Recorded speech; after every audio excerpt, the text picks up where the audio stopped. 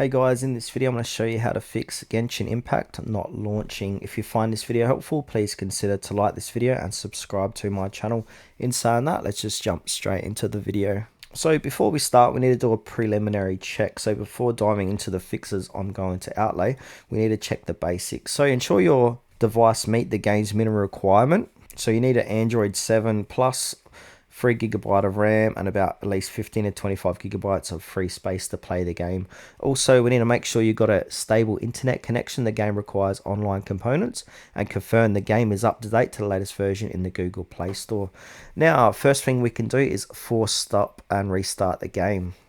So to do that, just go ahead and just get out the game and then re-log back in.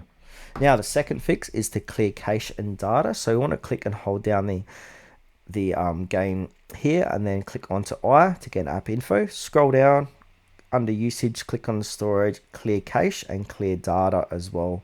But be careful, clearing data is also going to log you out and remove your account from there, so you're going to have to re-sign back in. Now the next fix is to free up storage space. So the game is large and updates quite often, so low storage can cause launch failures. So just go ahead and delete unnecessary apps, media, or move files off your device. Within the game, remove unused voice packs if you got any of them as well. Now we might need to go ahead and update your device software. I'm on an Android, so if you're on an Apple or whatever, go ahead and just simply update your device software. So on my Android device, simply need to get into settings.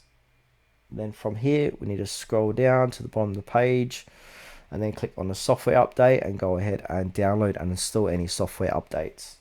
Now, if you're still having any issues, I suggest just reinstalling the game. So click and hold down the game, click on uninstall, go to your player app store, re-download the game, sign back in, and then hopefully that should fix